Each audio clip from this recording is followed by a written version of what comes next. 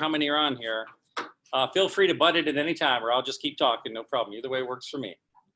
All right, so we're going to talk about some, we're not going to talk about the generic questions. We're going to spice it up a little bit. And a lot of things I ask to people, realtors, but mostly sellers, I'm going to go over. Okay? And some of these are, they're going to be a little bit edgier, and I'm going to give some answers, and everybody can jump in. Actually, what's probably more important than the questions is actually the answers or how you think about it, okay? Now, there's all kinds of generic questions out there. How long you been in real estate? Do you sell in my area? Do you have an assistant? There's all those questions online. I don't talk about that stuff. A few, and I'm not going in any particular order here, but one question I think it's fair to ask sellers, or sellers should ask us. See, these are questions sellers should ask us. I don't think I've ever been asked this question. Do you use a licensed appraiser in evaluating the price of my home? So you realize our industry does not use very much pre-listing appraisals. Well, I have been for years. There's a lot of debate about that. And so I think it's a fair question that sellers should ask realtors. So if you gave sellers a list of questions, say these are the questions you should ask when interviewing. Do you use a licensed appraiser and help determine the value of my home? I don't know if our industry will ever go there. There's a lot of reasons why. The interesting key to that, the insight into it is you really, really need to know how appraisals work. But more interesting, you need to know how to debate the appraisal when it comes back. Because you'll see comps and data points all over the place, okay? So I don't know if the industry is ever gonna quite go there. Ironically, the relocation industry goes there all the time pretty much. Even when there's not buyouts, they do it. Our industry doesn't go there yet. So that was just a little aside on a question that, if you wanna start talking about pre-listing appraisals to sellers. A big one is, okay, we've seen this stat every year. At the NAR, they do it every year in that survey. You've seen it. When people buy homes, what is it? Something like 80% of buyers surveyed said they would use the same realtor when they go to relist the home. And every year, it's 15% actually do, okay? I know I run extremely higher than that because I used to track it for years. I used to have Tina, my assistant, used to track it, and it was 80%. It was a high number of repeat customers. And I always ask that question, why? Now, before you give me the standard answer, which is because you didn't stay in touch with them, I'm gonna say that's wrong. That would probably be the standard answer if I was to ask a realtor, why do you think most sellers don't call the person who contacted them? Because I see this all the time, and I want you to be aware when you're showing a home or actually going on a listing, look to see who sold them the home. You will see it's 80% of the time, the current listing agent is not the agent who sold them the home. Or even on a showing, you're showing a home and you look up who's got it listed, and 80% of the time, the agent who has it listed is, and you can see many times it's a really good realtor, or at least high producing realtor, that sold them the home. And they don't get it back. It's extremely high. And so this question is, why is that? Why is it that a person can sell somebody a home and only have like a 15% chance to get, and it actually, I think it runs like 11, 12 to 15. They do this it's like, why is that, okay? And I don't think it's the obvious answer. Well, you didn't stay in touch with them, okay? You didn't send them something, you didn't drip on them, you didn't do whatever. I actually believe the answer is that during the transaction itself, when you sold them the home, they were actually not really wowed or impressed. You may have sold them the home, you may have thought it was a good transaction, it closed, nobody hurt anybody, nobody sued anybody, but they don't call back. And it's like, well, that's a huge part of the business. So then you say, well, what could you do as a realtor to get that up to, say, 50%, to dramatically triple the odds of how do you sell somebody a home and just get it back, okay? Because I know through the years I've had extremely high rate of repeat, and I'm the worst at staying in touch with people. And I'm not proud of that, but it's true. I don't stay in touch with people. Yet there's this high return rate. And so I think the only answer to that question is, how can you make it go up a lot? The probability of the return rate is you must start asking great questions and expertise, giving full disclosure. And so here's like one of the big questions. So you're talking to a seller listing their house. There are probably some 3, 4, 5, 6 really important questions sellers should ask us. But one, what changes should I make to my house or shack? And why? All about how much is this going to cost? Why can't I just do a price concession, give an allowance or something? But what changes should I make to my house and why? I don't know if I've had a seller really ever ask me that just straight on like that. I think it's one of the most important questions they should ask. Now, obviously, to make these changes, these improvements, it's money, time, hassle, the inclination to do it. People have no vision. People fear contractors. People fear making selection mistakes, something uglier than's already there. People grossly overestimate the cost. So if you're a realtor and you want to say, look, you need to ask me a question. I'm going to be listing your house. You need to ask me a question. What changes should I make?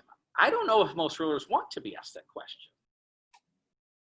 Think about it. I think many realtors, if you were asked the question, hey, what changes should I make to my house and why? Who do I call? But like a real strong question, I don't think most realtors want that question. I don't know if they believe they can give them the right advice, like right there on spot. Okay. But it's a two-way street here, that the seller should be asking that question, but they won't. So as the realtor, maybe you need to tell them, here's a question you need to ask me. Before we start this conversation, you need to ask me a big question. And be prepared to have an answer. Now you're on the fly, you're in this house, and you've got to be able to say, well, here's what you should do and why. And that opens up Pandora's box of debate, obviously. I think realtors fear alienating the seller. Well, you got to do this and do this and do this and do this. And that list is a minimum of 3 to 5 things, and it could be 10 to 12. All right. I remember 1 year ago, I went on a listing in New Albany. I won't mention their name, but they're one of the top, probably 2 or 3 agents in New Albany. And they told them, oh, you got to take the wallpaper down in one room. I went out there and gave them about 12 to 15 things and made their price $50,000 higher. And it took them 1 hour on the market for $50,000.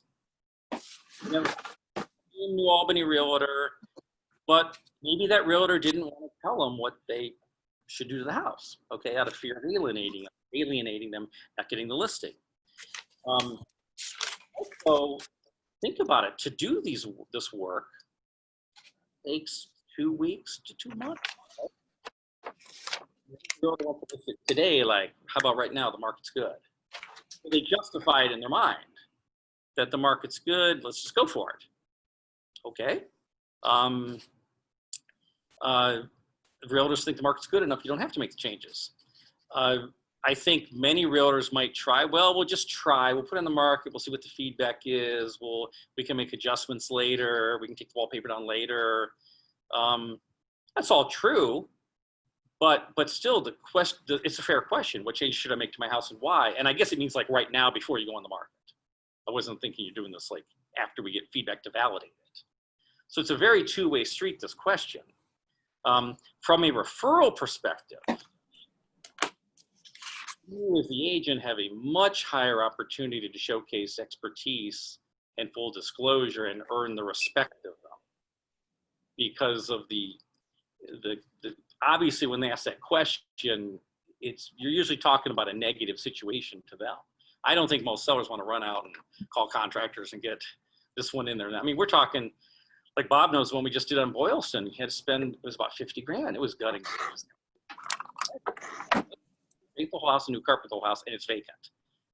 And he didn't want to do that work, and it still isn't sold. I've got offers coming in now finally, but that's 50 grand on a 650 house. Now, and that probably took at least 2 months. I think something like 2 months at least after it was vacant to do that work. work to get that extra? Well, no, they did they paid 50 grand to contractors. Oh, And that's not abnormal on a dated house that needs work. It can be 10%, some could be 20%. They're that dated, or in fact, there's a big question. Every seller should ask, what in my house is dated? And can you please define the word dated? We use the word. I actually did create, I'll have to find it if anybody wants it. I actually created a dated checklist. So if your house has any of this stuff, your house is dated, okay?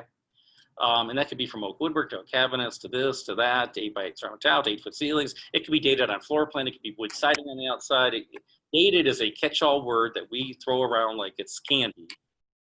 And yet we have to define it. So a question a seller should ask is, what in my house is dated? And what does the word dated mean? All right. Because a lot of times on feedback, you'll get that feedback, oh, the house is dated. Or a version of the house needs too much work. Same question. It's basically what if they got to do too many updates, the buyer doesn't want to do. If you think about it, that might be one of the most common feedbacks. Let's see, didn't like the floor plan, didn't like the lot, and house needed too much work. That pretty much means it's dated, needs too much work, nobody wants to do it. Now, had the seller on the front end did this, I think they run much higher odds of selling your house. From a double ending perspective, being buyer and seller, you as a realtor sounds greedy, sounds absurd. You have a much higher probability of getting the buyer. If you've got a really clean house coming to the market, that's perfect, that's not dated at all, it needs no work.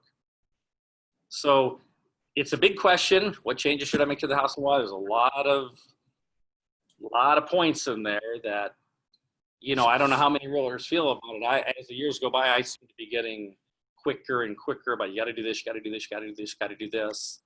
And even in a good market, in a medium market, it's even more critical.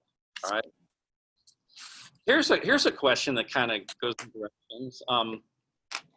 So we're all realtors in here, and everybody on the Zoom call is a realtor. So the question I have is, do you believe or feel that the seller, your seller, fares better, comes out ahead, comes out better if you actually procure the buyer also in the transaction? Steve, are they better if you get the buyer? Or is it better if a little rookie at EXP brings the buyer? I personally think buyers are better off. Questions or answers? Doesn't matter? You're wrong. And no, we're going to talk about that. Yep. The question was, does your seller, because it's a question, again, these are the questions a seller should, hey, Steve, you're going to be listing my house. Do I come out better if you get the buyer? They never asked that question. I actually think it's a very high probability, yeah, they do come out ahead if you get the buyer. I think most realtors, I will say emphatically, my sellers if I get the buyer, beyond a doubt. Okay, and I think most realtors, actually new, mid-producing, and high-producing, I think the same thing. You know all the pieces of the puzzle. You know all the dates. You know everybody's situation. There's the adversarialness goes way down, and the information level goes way high. Okay, so it's easier to negotiate terms and make things work. I actually believe, if I'm asked that question, that yes, they definitely come out ahead, because remember, it's always your answer. One, I will most likely get a no repairs provision into the contract. Contact the buyer and their lender. I'll know if I'll anticipate a problem. I will know exactly if a backup contract were to come into play, how it would work. I would know the date, deadlines. I would know all the pieces. All right. Now, and then dual agency, and this comes up a lot. This comes up a lot, and this is tied into this question of getting the buyer and the seller. I tell sellers, I'll always structure, when I get a seller, I always want to represent the seller. Now, there are those rare circumstances when I've had a family member or a past relationship with the buyer, or we did business together where I have to be dual agent. I will always structure the terms to the benefit of the seller. So yes, it's in your best interest. I'm going to structure the terms. I'm going to have the Look, buyer. this is Paige. Hey, I'm not sure who that is. Page is not. Paige, mute yourself, please. okay. Anyway, yeah, I talked to actually Ashley in the office the other day. I believe many realtors think if they have the buyer and the seller in the transaction, Okay. like auto dual agent. Okay, cool. Thanks. Bye. Paige, can you mute yourself? You sure that's Paige? Yeah. Okay. Paige, you're being called out to mute yourself. Paige, mute yourself, please. Okay. I got it. Sorry about that. No problem, thanks. So again, in having the buyer and the seller in the same transaction, I highly recommend you don't do dual agency unless you have to. I probably in any given year, I would say about 10% of the time, if I have the buyer and seller, I have to be dual agent, but 90% of the time I don't. So when I have buyer and seller, I represent the seller. So again, that question, a seller should or could ask a realtor, do I fare better if you get the buyer of the house? Okay. Which is ironic, and another part of this is in fees, without saying any exact numbers, oftentimes a realtor is more likely to lower their commission if they get the buyer in the transaction. It's sort of, you know, it's just one customary reason. I would actually think it should go the other way. Remember, if the seller's going to fare better, if I also get the buyer, then why should I be cutting the fee? If anything, it should be going the other way. So it just makes you think about, you know, double ending. Okay. By the way, I despise dual agency. I think it should be illegal, by the way. I know the legal profession technically can do it. Technically, an attorney can represent both buyer, plaintiff and defendant in the same lawsuit. They wouldn't touch it. We do it all the time. Okay. We, you know, do this dual agency. It should be a very, very rare thing. Okay. And it should almost be done that if that was happening, there should almost be oversight either by another real estate broker or an attorney. There ought to be some level of oversight. Okay. But anyway, that question of, do I fare better if you get the buyer? Okay.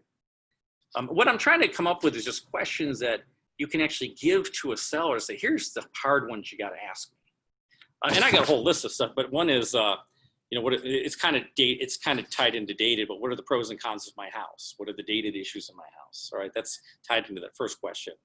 A very simple question, big one, is why should I use you? A seller should say, why should I use you? They don't quite ask it that way. You're there to kind of give a presentation. There's like an assumption you're maybe giving a presentation, competing for the job. And so whatever that, again, that question is, you need to have a good answer for it. All right. And that's real personal, however you want to say to that. Here's a question. I've actually been asking this to a lot of people, both buyers and sellers. And it goes like this. So I'll be talking to a seller. And the question is, when you bought the home, did you care, give a damn, consider resale potential or the resaleability of the house?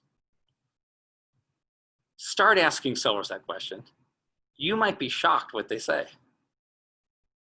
Nope, didn't give a damn, did whatever wanted to do, blah, just did what wanted to do. And so that's fine. That's fair answer, because when I ask them that question, did you care about the resale when you bought this house? If they say, yeah, we did care, I say, well, let me tell you where you went wrong. Here's what you screwed up. Half of them don't care. No, we just did what we wanted to do, or they usually blame it on the spouse, or we just did what we wanted to do, or they blame the pushy realtor salesperson. We just did what we wanted to do.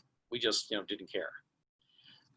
Well, if you didn't care when you bought the house, then you don't really get to care too much when you sell it. If you kind of did that weird plan or that weird idea or picked that odd lot, whatever you did, if you didn't care, that's fine. I'm not judging it.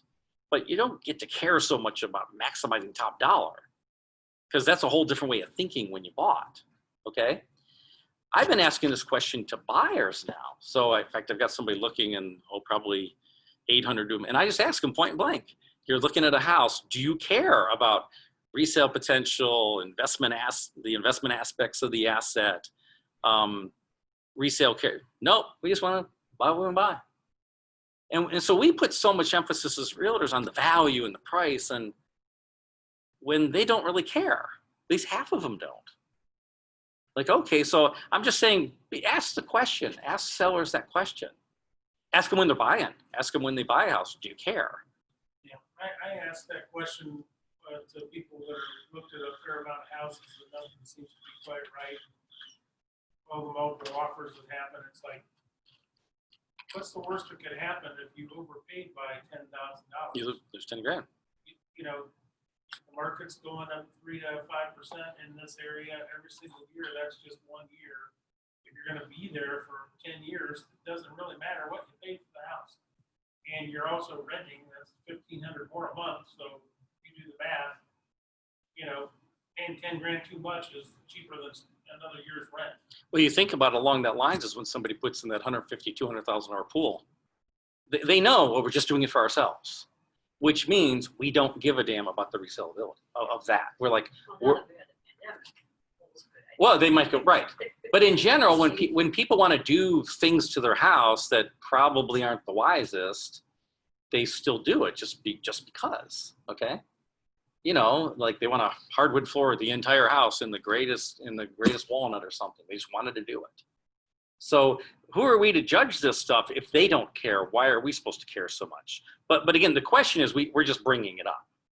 Now, if they really do care, like really, really care, that's a whole different way of advising them when they're buying, right? Here's switching gears real quick to photos, all right?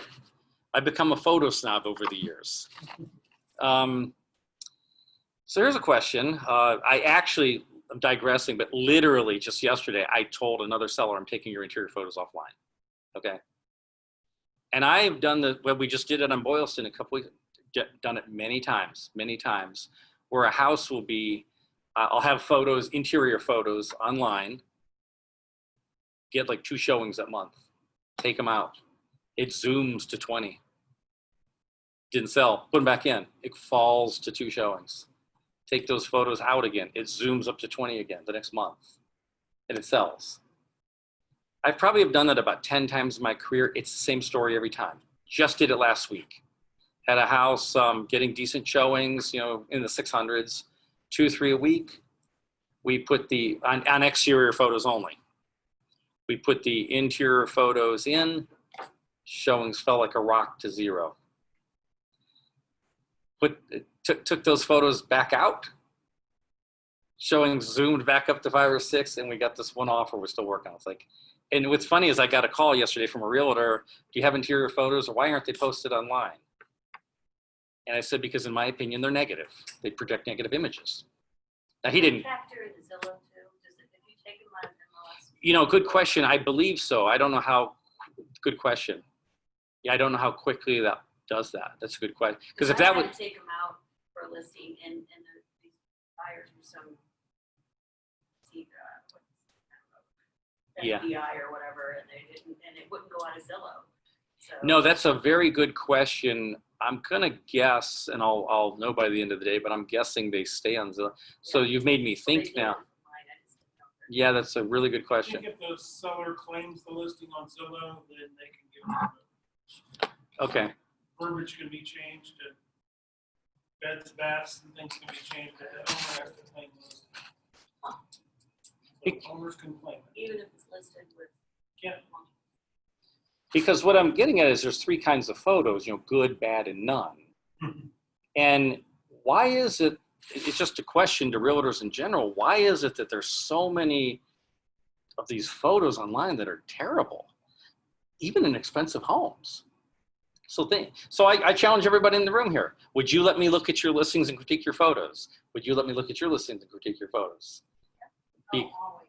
because I I, love my photographer. well, but again, it's not the photographer, it's the house. Camera don't lie. They made a song about it. The camera don't lie. I try to make Ug- the house look amazing for, Right, right. That's getting the house better. Yeah, I don't want that. But again, in showing, in looking up houses to show, man, there's a lot of like kind of nice houses in expensive areas, and the photos are terrible. And like, I wonder, like, why is that? So I think people get lazy with the hot market. I don't think that. But I think it's been that way all the time. See, I never like to say the market, today's market, the shift. The market will go up, it'll go down, it'll change, it'll do this and that. But the, Maybe the agent's just cheap. oh no, a lot of times they're even done by a professional photographer. I laugh at the iPhone pictures. But again, I'm asking the question, when you look at photos online, even when you're showing houses, and they seem to have a decent realtor and it looks like a decent house, and there's just like photos of every room wallpapered and every room with red this and blue that, and like, and they put those photos there. And I guess they put them there because they think, well, those are the photos, like that is the kitchen, and I'm just supposed to put the kitchen. Well, don't have to, but there's this theory that the buyers want to see photos. Well, I get that. They do want to see photos. But the interesting thing is when I have a house with a lot of bad photos, I don't put them online, and the showings zoom. You actually get way more showings with no photos than bad photos. I wouldn't think that, Try it. but you lose valuable marketing time right up. No. We just did it. We just did it on a 650 house. Not Oh, initially either. what's that? When I see a house with no pictures, I always say to my clients, I guarantee it's terrible. We don't even waste our time. You know, but no. But if they look up, now again, I have there's exterior views that are stellar. Great lots, drone photography, great. So imagine looking at great photography outside and landscaping in the patio, and it just begs the question, well, if it's that nice outside, it's probably pretty nice inside. You know, I actually talked to a realtor one time, and this is very controversial. I talked to a realtor one time and he's an old Remax guy. He did this on purpose because he thought it would increase his chances of double ending the deal. He would put no interior photos because he knew if somebody would call, or he could talk to him and explain them to him, or he could selectively send them the photos. I'm not saying to do that, but I'm saying there are people that do that. You might be surprised that there's a really good listing with great outside shots and there's no interior photos. Do not assume it's ugly inside. There's always a reason. They might be doing some work on the house, maybe the painters aren't, there's always a reason, okay? But I'm saying this whole thing about photography is many realtors put a lot of negative photos online, and they're good realtors and they're good houses. And so one of the things I would advise you to do is whenever you get a listing, so when you have your photos, before you pick the photos to put online, you might want to ask the seller, hey seller, here's all the photos. Which ones do you think should go online? All right. Then run it by 2 or 3 people in your office and say, okay, this is my photo committee. What pictures should go online? You will see huge difference of opinion. The seller will think this is pretty and this is pretty and this is, and you're going, oh my gosh, you're not even close. And so again, it just opens up that debate that, again, you only want to put good photos online, but it's what constitutes a good photo. And it's not just you. Yeah, some people have a better eye. My assistant, Marty's pretty good at it. She kind of picks them now. I've got a pretty good eye, but there's other people even have a better eye. But I question why so many realtors post so many negative images online. Is it the seller kind of making them? Do they feel, well, I've got to have 40 of them? Well, what if there aren't any, okay? And so ironically, when I took those out the other day, those photos again, every time I've done that, where I've taken photos out, they're showing zoom. So what made you decide on this particular one to take? I had stained interior trim. Good enough answer? What would you have done? Don't know. I think I'd have to address it up front if you're, I got a depending 700. on the price range, you know. 600, 650. I got a 750. Is it a does stained woodwork typically project a negative image? Thank you. So why the heck project a negative image? Do you Got think it? it would deter you from showing the house because it had See? So I anticipated how your mind works, and I was correct. So if you see no photo, but you see stellar, like great lot, I mean, 3/4 acre wooded walkout lot, all that, you go, wait a minute, that might be, I think there's higher chances you'll go see the house under that scenario than if I had put that photo online. It's all probability. It's But But all, then again, it goes back to that Zillow question, you know. No, I have the answer for you. Okay. I looked at all the ones we did. They all, it's exactly what's on MLS. so it auto populates, it auto refreshes. It is, but those are really recent. So. Okay. I had one a year and a half ago. It didn't take them out of Zillow. After the house was already. No, after I took the pictures out. All right, so here's what we'll do to test it. I will now, for this week, Okay, great. I'll have Marty on how we'll tweak it. We'll take 2 and 3 and switch them out. I'm listing a house actually today. We'll put a couple in, we'll change them tomorrow, and we'll see how quickly it, yeah, because that's good to know. If it more auto refreshes, then that's really good. If it does how you're thinking, because then it's, then the only thing is you can't put them on the front end. You can never just put them in. And so maybe it was closed already, I don't know, so that's another. Once it's closed, it's a whole different. Yeah. Once it's closed, maybe last photo stand, Whatever was in MLS stays forever. last photos, Yeah, last photos. Whatever the last. And that might have been what happened in mine. Now that I'm thinking about it. I think that's what I'm going to guess that Zillow, but I don't know about other, but Zillow probably auto refreshes on words and pictures. Yeah, probably. Hey, Tim, I have a question for you. Go ahead. This is Emily. How are you? Emily, how you doing? I'm good. My question is, as a newbie coming into this, I know you have to put your best foot forward, but let's just say that you have your typical average 2-story.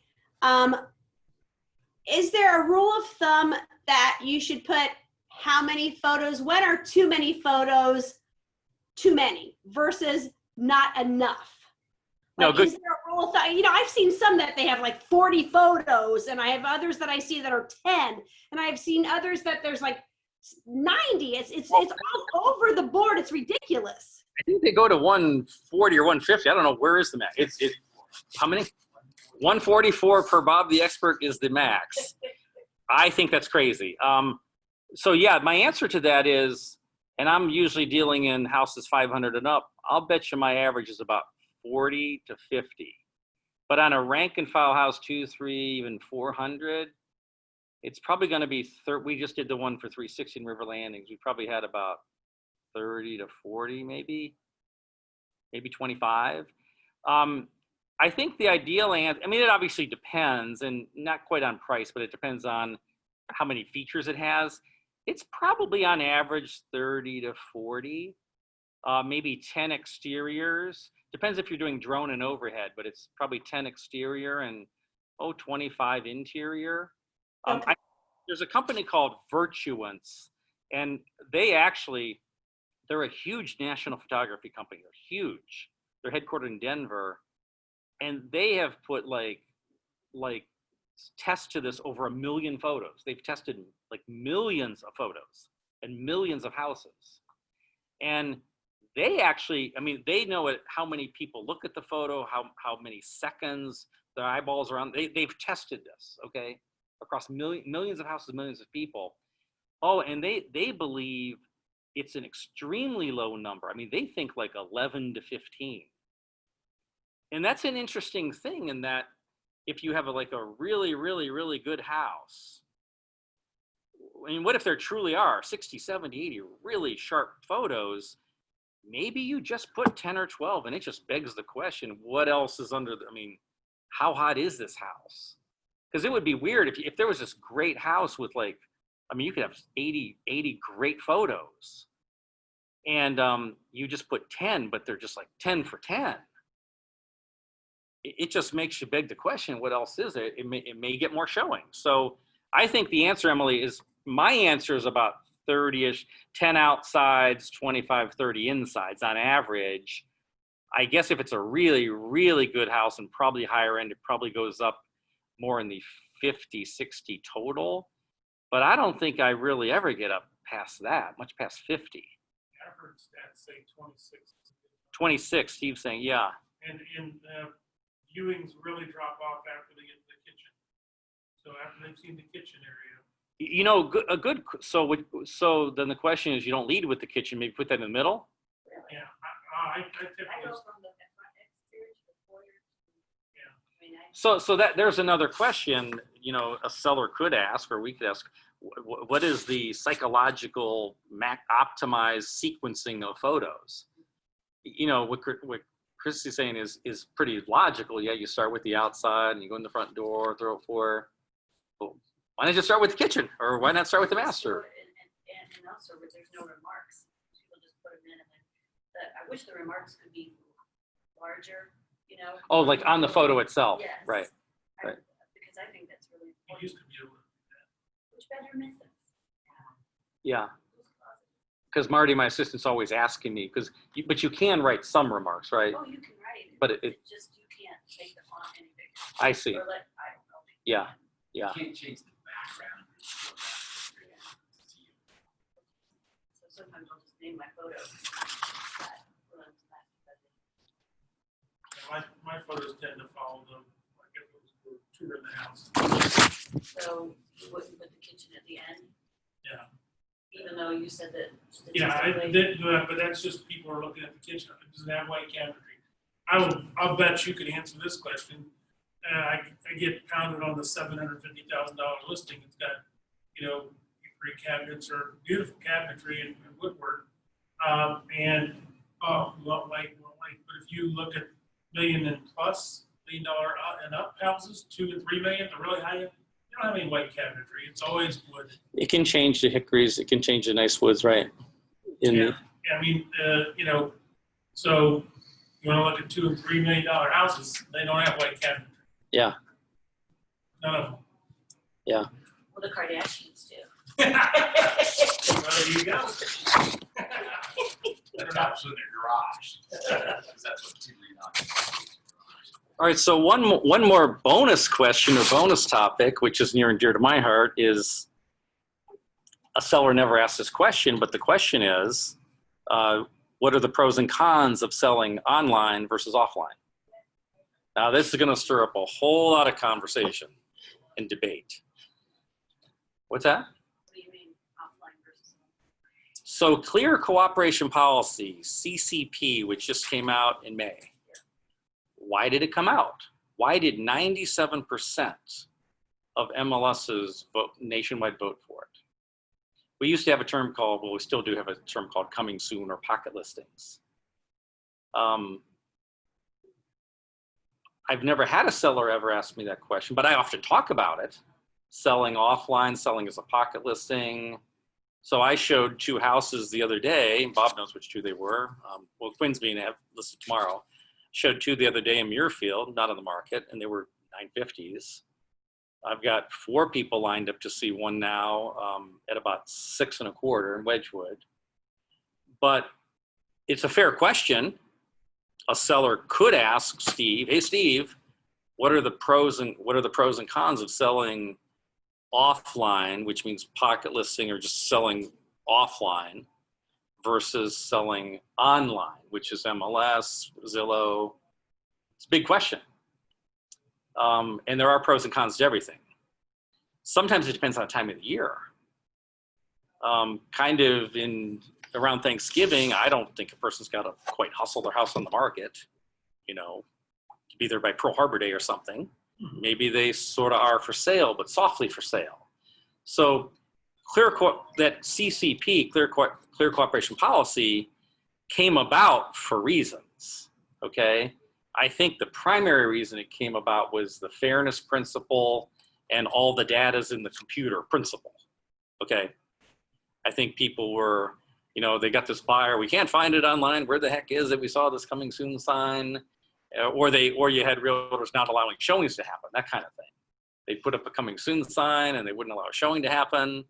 I guess you still see that a little bit, right? You still see houses listed where they don't allow showings for a week or 2, which people have every right to do. So yeah, technically the house is online, but if it's not showable, it's, you know, but just being able to talk about the pros and cons and the differences of selling the traditional online way, MLS to Zillow to Realtor.com, versus selling on the down low or selling softly. some people don't want any, they want everybody who walks through their house totally vetted, whatever they mean by vetted. They ask a lot of questions, okay? I've got a lady now before I show her house. If you send them the floor plan, if you send them pictures, have you just described everything in my house before I even let them into the house? She does not want showing after showing after showing after showing. She wants one at a time, more of a hand-picked kind of thing. Intimate. Yeah. So, And so it's very interesting how that clear Waste my time selling. watch what you're saying. I didn't say that. I find that those deals are some of the easiest to do. Oh, by the way, the rate of double ending goes through the roof. Yeah, 75%. The rate of double ending and of getting the buyer gets very high. And it's very, very controlling. It's very self-serving, being honest about that. But it is a question, again, these are questions a seller could ask, but they typically don't. But it's a question you could tell them to ask you or to try to, okay. Very debatable. I got a question for you. How do you protect yourself with that pocket listing from it? Once you start talking about it, somebody knocks on the door Oh, of course. and without you, and they made a bargain, and you're not part of it. Well, you got a couple ways. One, you can have a compensation agreement, a contract put together ahead of time. So you could actually, you can do it various ways. You could have a listing agreement with a TBD, to be determined date in the future, or you could just have them sign a compensation agreement that says, hey, look, I'm going to be showing this or talking to several people about it, some agents and some clients of mine. And if it sells, you know, I'm getting here's the fee structure. So our office has these office exclusives. Aren't those sort of like a pocket listing just for our office? Yeah, And I don't know if HER, but I'm just talking about our office. but I've asked that question, can you allow someone else that has a RE/MAX agent attached to them in? And the answer was no. It's just for this office. Well, I disagree with that. So if I have a pocket listing, okay, and just say I have a pocket listing, I can let anybody I want in that house. I can pick and choose, okay? If I choose to run it as an office exclusive for a month and put it on our internal database, I'm okay with the RE/MAX guy or HEA lady. I'm okay with. Well, what if I just tell them about it? So we have it on our office exclusive. Okay, does that just mean that only KW consultants, agents? That's what I was told. Okay. by- What's that? No, but the whole point is, are you allowed to? Is it legal? Yeah, Is there a? I personally think I think it's a great angle to pick up high-end buyers, because they're thinking, I got somebody that's got 3 $900,000 listings that he's going to get me into that nobody else can see. Right. So you automatically get a bunch of buy-in from potential buyers, or even if they've got an agent, let's call Tim. He's got keys to lots of It's houses. very self-serving. It's very controversial. It's one of the big reasons clear cooperation policy happened. Okay. It'll always be there. I remember when I was a rookie realtor like 30 years ago, I heard the term pocket listing. I didn't know what it meant for 10 years. But the term is out there. There will always be people selling on the down low who don't want to go into a database. They don't want to go on any website. They don't want anybody to see the pictures of their house, but they will always still be for sale. I've had clients for the years at their house. This friend of mine, Angelo, his house is always for sale. I've sold him 10 houses. His house is always for sale. Marty's house was sold that way. I knew Marty's house was for sale. I had one buyer, actually I had 3.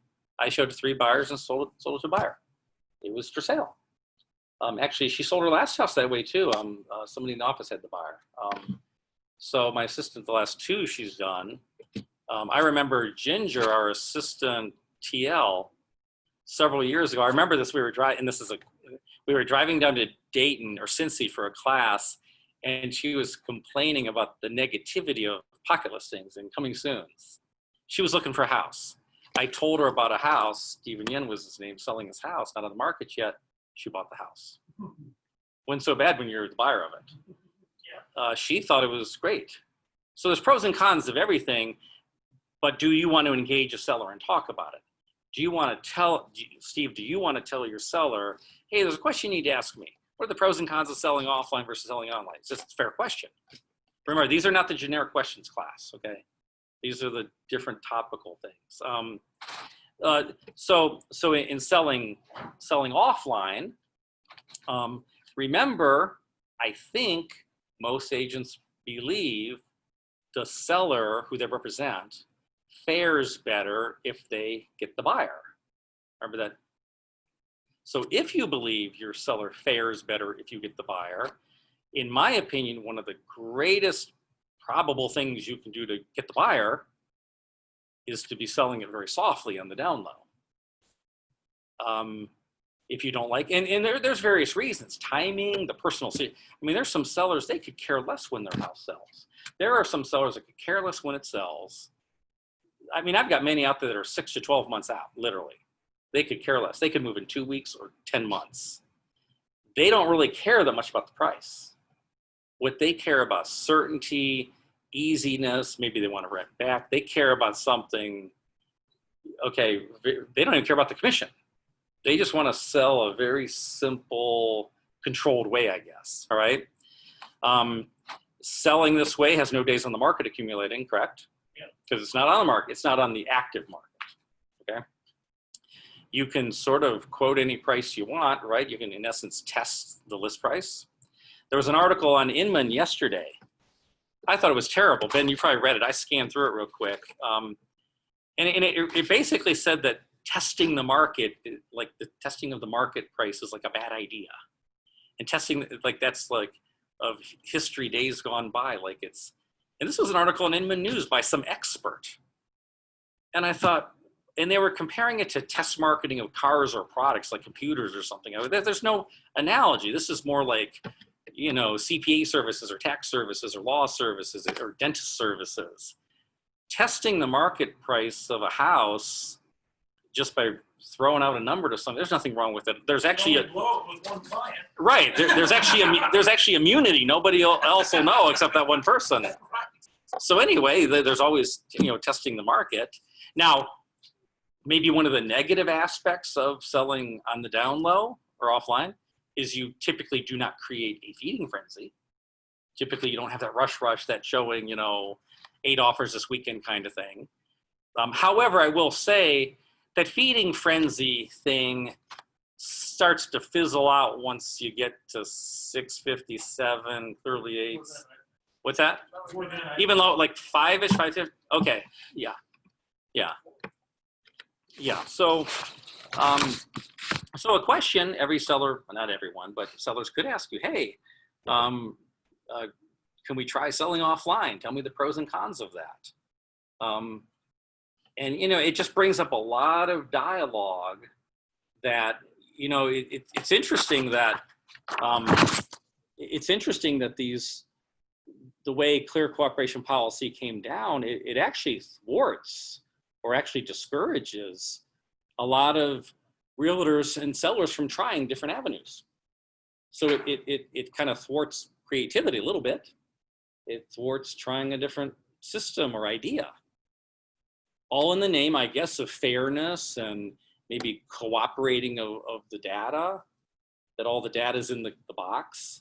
But what's interesting is with our office, our office, we've got this office exclusive. Well, I think that's kind of just keeping it all in house, and maybe the HRs or Mexico bankers aren't supposed to know about it. Well, that's a self-serving mechanism, isn't it? Somewhat. Yeah, it's our office and it's exclusive. I know, Yeah. I'm still confused on that. Well, I think we've brought it. Well, I'm the one who brought it up. I actually started it a couple months ago, and I'll look into it more too. I actually thought that if we have an office, You started that? I brought it up as an idea, and it caught on pretty quick. Yeah. We should call it I'm just questioning. Offline. We have an HR agent in the world or in the room.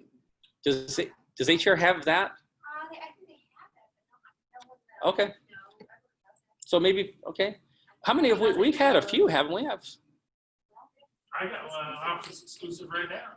You know. okay. Yeah. Well, I was asked, because we had one that we did an office exclusive, and, you know, there's a lot of people working this particular street in town, and everybody's like, oh, you know, lady stopped me on a bicycle, putting the sign up.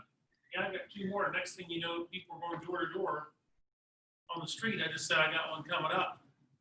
And the people are like, well, somebody came to our door and sent us a letter the other day. It's like, you know, I like the compensation agreement. I'd like to see Yeah. what you've got there, because I think you can have the best of both worlds, and then, you know, maybe 30 days prior to going online, you do an office exclusive and offer it up. Because I tell people all the time when I'm listing is we got 60% of the people in our office have buyers, you know, so Is we're there- heavy buyer sided, and I'm a listing guy, so, you Is know. there a form in GW that is a compensation agreement, or you do just put one together? I've just done together, maybe yeah, some of them are I'd pretty say- simple. I've noticed that a lot of ideas do not get implemented simply out of the fear of, am I getting paid? It's a huge part of thinking. It's a huge part of it. Even showing for yourself. Here's a question. Does our office have a for sale by owner compensation agreement? Do you have one? A for sale by owner compensation agreement. Well, guess what? It's the same thing. If Yeah, somebody's not, say. it's, and if you think about it, selling softly offline is sort of quasi for sale by owner-ish, sort of, because it's not listed in MLS. There's also no offer of compensation of co-opting the fee, is there? In a true pocket listing. So a lot of these policies and procedures get dictated by compensation issues, okay? And they can easily be solved with a couple sentences on a piece of paper. Compensation agreement doesn't have to be, Yeah, and that's what you I don't told- need an attorney to do one. You can write 2 sentences. You actually write in 1 That's sentence. what I told the seller. It's like, I can't freely talk about your place because there's no agreement for commissions or compensation. So, Then make one up, yeah, well, okay? I can have one. But, Okay. I But your can do brain's that. not smart enough to figure this out? Come on, Yeah, Steve. but I think you got can do it. one, I'll take yours. Okay. Smarty I'm pants. just asking. Seasoned guy like you, I'm just asking. I'll give you shit. Just asking. Just, Why create one when you got one? Right? Share the love. I've got one. I'm not saying it's like, I got one. I actually did one, I think the other day for something. Yeah, I just did one. I'll put her on the bottom of this envelope. Okay. Let's see, other questions. Well, the obvious one is, you know, what do you think my house is worth and why? That obviously brings up, you know, sellers pretty much ask that, what can it sell for? One question I sort of talk to sellers, it's very interesting, is that oftentimes, you know, you get a listing and you just don't like the house. It has no appeal. It's just mediocre across the board, or it's terrible. And as a person, you just don't like the house. Oftentimes they sense that, the way you're talking about, you're not showing exuberance, Oh, yeah. and they feel, well, you don't like my house, therefore you can't sell it. So a fair question that you could have a seller ask you, it would be, hey realtor, can you really still sell my house and put forth your best efforts if you personally don't like my house? Because that comes up. They think, well, you're just bad mouthing my house or dogging this. It's like, no, the feedback's doing that. See, that's part of one of the problems with full disclosure. If you truly fully disclose, if a seller was to ask me, what's the pros and cons of my house? And I give them the laundry list, like I just gave a guy last night. I mean, I gave him the laundry list. And I'm almost quoting verbatim. I said, well, you've got 8-foot ceilings, you have no den, you're missing the 3rd bath upstairs, you got a basement that's too short and not conducive to finishing, you have bad finishes, and you back up to a road. I mean, I'm just showing you everything they're telling you anyway in the feedback, okay? There's this thought, well, you, Tim, don't like my house. Well, I'm not buying your house. But the question is, or the thought, at least to talk about, is, hey, I don't like your house at all, but I'll try my best efforts to sell it. Here's what I'll do. But if you don't want to go there because you don't want them to know you don't like their house, well, then you have to fake it. Well, I phrase it differently. I said, here's the things you're likely going to hear from Right. feedback Okay. from people that are going to show up. My job But is- Steve, I'm a seller. Tell me what's wrong with my house and why. Why don't you Well, like my house? It's all those things you previously mentioned. But See, these are fair questions. yeah, Real, but I can pretty much sell anything. Yeah. That I don't have to like. right. There's a buyer for every. That's the point. Right. That's the Yours point. is exceptionally shitty, Right. but we'll be able to get it. Right. Right. That's the point. No, Well, What would you say that could then answer that question? Well, so here's, and I believe in this. I actually believe, and this is an aside, but I believe our job as a realtor, and I've always said my job for all these years, when you're with a client, but a seller in this case, that our job is to do two things: to showcase expertise or competency, to give advice, to showcase knowledge, and to give 100% full disclosure. 100% full disclosure is extremely hard to do because you will inevitably start pushing buttons to offend somebody and insult somebody, and it can get really personal. Really. We want to think we give full disclosure. Full disclosure means everything in your brain you know right now that's significant to that seller, are you willing to say it? Are you actually willing to just put it on the line and say, here it is? And I actually had to write a full disclosure email last night, and it was very, very edgy, very to the point. And I said, if you want to fire me, I understand, wish you well, hold no animosity. You got to put it all out there. Full disclosure is a very hard thing to do. Everybody wants to hedge it and manipulate it a little bit. So if somebody asks that question, what are the pros and cons about my house? What are the dated issues? You can hedge it, you can manipulate it, you can tell them a partial disclosure. But if you go all the way, two things will happen. They will respect you immensely and repeat and refer with you, or they will hate you and tell you to get out of here. What you're going to start, if you keep doing full disclosure, you push the button. It's either the respect button or take a hike. You do full disclosure every time. Most of the time. Yeah, I'm not perfect, but most of the time. Yeah. Like you don't try to judge, like you're super sensitive. No. Back a little, or you just do it? No, because I find whenever I don't, I can't get the condition, or I'm all about getting price and condition right. If I can't get price and condition right, it doesn't work. I'm not gonna say it doesn't work very well for either one of us. So full disclosure pushes the envelope. But when it works, boy, can it just get repeat and refer, and it just people tell people. So do you give them this list of questions? Often I do, or at least tell them, hey, usually I say, look, this question you need to ask me, you won't, but you need to ask me. The question is, what changes should I make to my house and why, and how much does it cost, and whatever. It's so easy. It's so easy for people to like tell people what they want to hear. I would just rather say, here's kind of what you need to hear. This is what you need to know. And so, what's funny is if we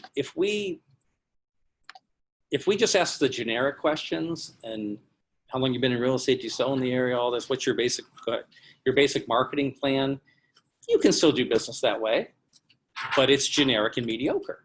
It doesn't really invoke repeat and refer. But if you're willing to go deeper into some of these, again, these are not generic questions or generic ideas. They're going a little bit deeper. They bring out more repeat and refer. They get to the price quicker. I'll see you, Steve.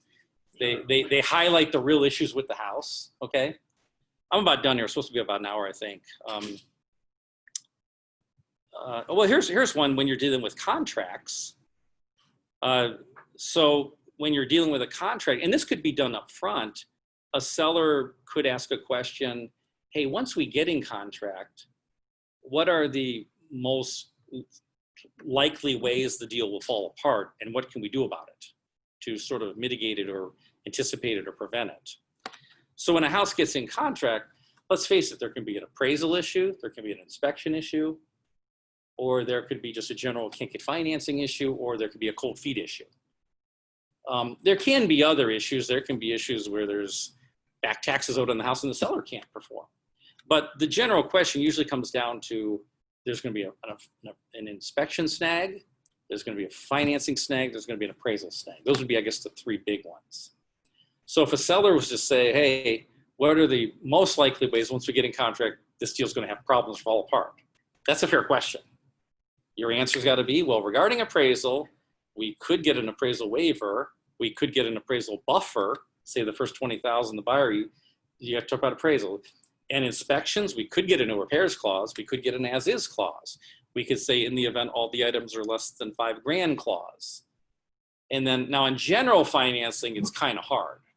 I mean, if the buyer can't get the financing, they can't get the financing.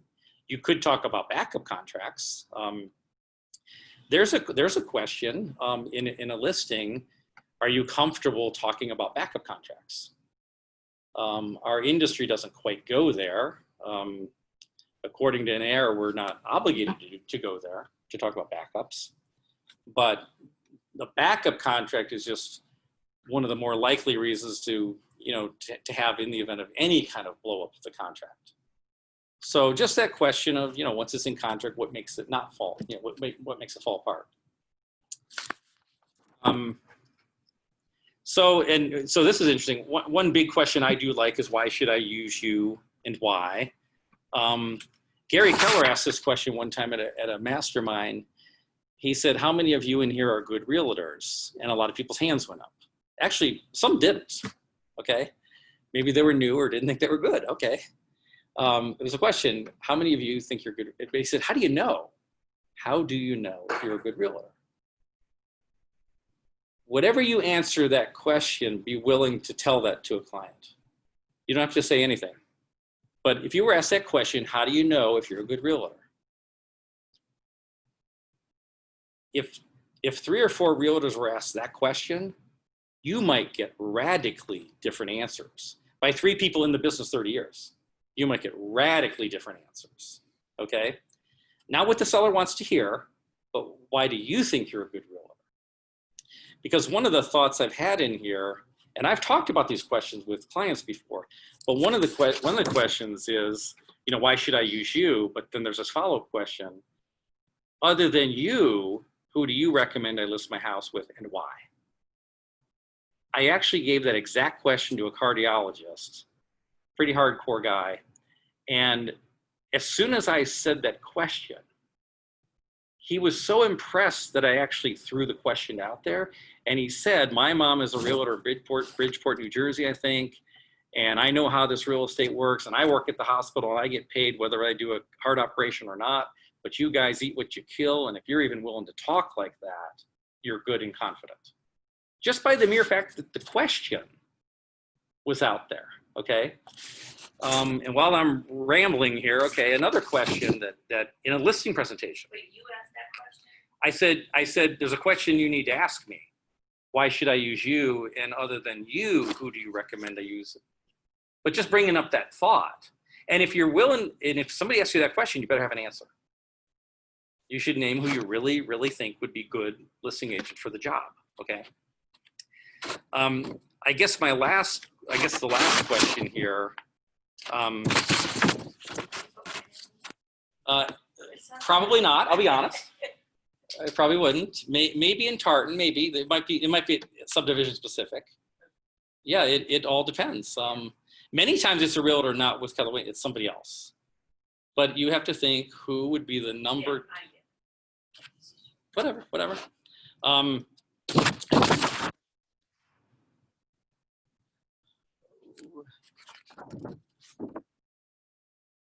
Oh, I can't remember. Again, some of these go off in different directions. I know what it was. A big question a seller should ask, but they don't, is what specific negotiation tactic strategies do you use once we get an offer? That's a very open-ended question. And again, most of these questions a seller is not going to ask you. What I'm getting at is, do you want to give them these questions so they ask you?